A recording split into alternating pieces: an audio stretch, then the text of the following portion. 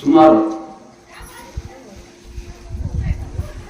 ನನಗೂ ಕೂಡ 1 ವರ್ಷ ಆಯ್ತು ಗೃಹ ಪ್ರವೇಶ ಮಾಡೋದು ಮುನಿಯ ಸರ್.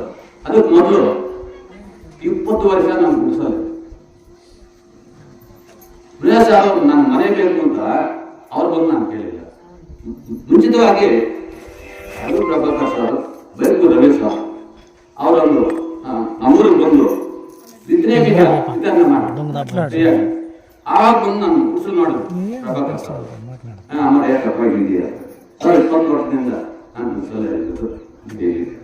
ಸಂಘಟನೆಯಲ್ಲಿ ಕೂಡ ಕೆಲಸ ಮಾಡ್ತಾ ಇದ್ದೀನಿ. ಯಾಕಪ್ಪ ನಿಮ್ಮ ಸರ್ಕಾರದಿಂದ ಮನೆ ಹಾಕಿಲ್ವಾ ಸರ್? ಹಾಕಿದ್ರು, ಮನೆ ಕಟ್ಟಕ್ಕಾಗಲಿಲ್ಲ ಸರ್. ಮಕ್ಕಳು ಉಳಿಸ್ತಾ ಇದ್ವಿ, ಮಕ್ಕಳು ಘೋಷಣೆ ಮಾಡಿದ್ರೆ ಸರ್ ಇರ್ತಾ ಇದ್ವಿ, ಅದನ್ನ ಕಟ್ಟಕ್ಕಾಗಲಿಲ್ಲ ಸರ್. ಸರಿ ಆಯ್ತಪ್ಪ ಅಂತ ಹೋದ್ರು. ಮತ್ತೆ ಅವ್ರ ಮುಖಾಂತರ ಮನೆ ಸಾರ್ ಅವ್ರು ಬಂದು ನಾನು ಗುಡಿಸಲು ಮಾಡಿ ಮನೆ ಮಾಡ್ತಿದ್ದಾರೆ. ಇದಕ್ಕೆ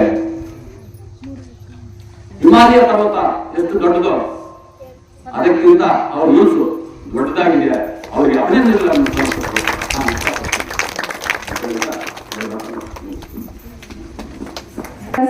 ಬೆಂಗಳೂರು ಪ್ರಗತಿ ಆಶ್ರಯ ಗೃಹ ಪ್ರವೇಶಕ್ಕೆ ತಂಡಕ್ಕೆ ಆಗಮಿಸಿರುವ ಎಲ್ಲ ವೇದಿಕೆ ಮೇಲೆ ಇರುವ ಎಲ್ಲ ಗಣ್ಯರಿಗೂ ಧನ್ಯವಾದಗಳು. ಇದೇ ರೀತಿಯಾಗಿ ಗಿರಣಿಗೌಡನಹಳ್ಳಿಯಲ್ಲಿ ನಾವು ಗುಡಿಸಿದ ಮನೆಯಲ್ಲಿ 20 ವರ್ಷ ಇದ್ವಿ. ಆಗ ಮೊದಲು ಪ್ರಭಾಕರ್ ಸರ್ ಅವರು ನಮ್ಮ ಊರಿಗೆ ಬಂದು ಗುಡಿಸಿದ ಮನೆಯನ್ನು ನೋಡಿ ಮುನಿಯಪ್ಪ ಸರ್ ಅವರಿಗೆ ವಿಷಯವನ್ನು ತಿಳಿಸಿದರು. ಸರ್ ಅವರು ನಮಗೂ ಸಹ ಈ ತರಹದ ಒಂದು ಮನೆಯನ್ನು ಕಟ್ಟಿಕೊಟ್ಟರು. ಅವರಿಗೆ ಹೃದಯಪೂರ್ವಕವಾದ ಧನ್ಯವಾದಗಳನ್ನು ತಿಳಿಸುತ್ತೇನೆ ಸರ್. ಆವತ್ತು ನಾವು ಮುನೇಶ್ ಸರ್ ನಾವೆಲ್ಲ ಬಂದಿದ್ರು. ಅವ್ರ ಇಲ್ಲಿ ಬಂದು ಕರ್ಕೊಂಡು ಬಂದು ಇಲ್ಲಿ ಮನೆ ತೋರಿಸಿದವಾಗ ಆ ಸುನಂದಕ್ಕ ಮುಖ ನೋಡ್ದೆ ನಾನು. ಆವತ್ತು ಇವತ್ತು ಕಂಪೇರ್ ಮಾಡ್ತಾ ಇದ್ದೀನಿ. ಅವ್ರ ಮುಖದ ಕಲೆ ಬರಕ್ಕೆ ಅದಕ್ಕೆ ಕಾರಣ ಮುನೇಶ್ ಸರ್ ಅವರ. ಯಾಕಂದ್ರೆ ಆ ಫೀಲಿಂಗ್ ನಮ್ಗೆ ಗೊತ್ತಾಗ್ತಾ ಇದೆ. ಅದಕ್ಕೆ ಆ ಅಮ್ಮನ್ಗೆ ಎಷ್ಟು ಖುಷಿ ಆಗಿದೆ ಅಂತ. ಆ ಮನೆ ಹೆಂಗಿತ್ತಂದ್ರೆ ಅವತ್ತು ನಾನು ಅವಾಗ್ಲಿಂದ ಸಾರ್ಗೆ ಎಕ್ಸ್ಪ್ಲೇನ್ ಮಾಡ್ತಾ ಇದ್ದೆ ಕೂತ್ಕೊಂಡು. ಭಯ ಆಗ್ತಾ ಇತ್ತು ನಮ್ಮ ಮರಕ್ಕಿಲ್ಲಿ. ಮುನೇಶ್ ಸರ್ ನಾವು ಎಲ್ರು ಒಳಗಡೆ ಹೋದಾಗ ನಮ್ಗೆ ಒಂಥರದ ಆಶ್ಚರ್ಯ ಇತ್ತು, ಇಂಥ ಮನೆಯಲ್ಲಿ ಕೂಡ ಜನ ವಾಸ ಮಾಡ್ತಾ ಇದಾರೇನೋ ಅಂತ. 5 ನಿಮಿಷ ನಮ್ಗೆ ಪವರ್ ಇಲ್ಲ ಅಂದ್ರೆ ನಾವು ಫೋನ್ ಮಾಡ್ಬಿಡ್ತೀವಿ, ಏನೇನೋ ಮಾಡ್ಬಿಡ್ತೀವಿ, UPS ಅದು ಮಾಡ್ತೀರಾ. 20 ವರ್ಷದಿಂದ ಅವ್ರು ಹೆಂಗ್ ಜೀವನ ಮಾಡಿದಾರೆ ಅದಕ್ಕೆ ಒಂಥರದ್ದು ನಮ್ಗೆ ಆಶ್ಚರ್ಯ ಆಗುತ್ತೆ.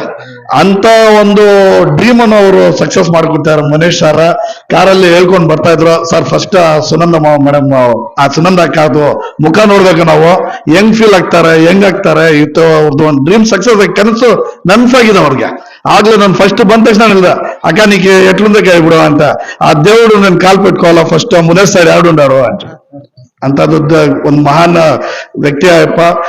ಅವ್ರೇನಂದ್ರೆ ಒಂದು ಮುನೇಶ್ ಸರ್ ಏನಂದ್ರೆ ಒಂದು ದೊಡ್ಡ ಮನಸ್ಸು ಅಂತ ಹೇಳ್ತಾರಲ್ಲ, ನೋಡಕ್ಕೆ ಅವ್ರು ಚಿಕ್ಕದಾಗಿ ಕಾಣಿಸ್ತಾ ಇದಾರ, ಬಟ್ ಹೃದಯ ಮಾತ್ರ ಫುಲ್ ಇದು.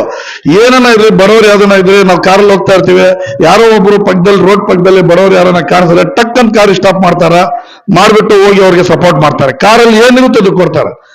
ಮುಳಗಾಲಲ್ಲಿ ಒಂದ್ಸತಿ ನಾವು ಕೂತಿದ್ರು, ಮಾತಾಡ್ತಾ ಇದ್ರು, ಯಾರೋ ಒಬ್ಬ ಮುದುಕಿ ಕೂತಿದ್ರು, ಚಳಿಗೆ ಇದು ಮಾಡ್ತಾರೆ, ಟಕ್ ಅಂತ ಗಾಡಿಯಲ್ಲಿ ಇದ್ದಿದ್ದು ಕಂಬ್ಳಿ, ಅದು ಬೇರೆ ಬಟ್ಟೆ ಶಾಲ್ ಎಲ್ಲ ಕೊಟ್ಬಿಟ್ರು.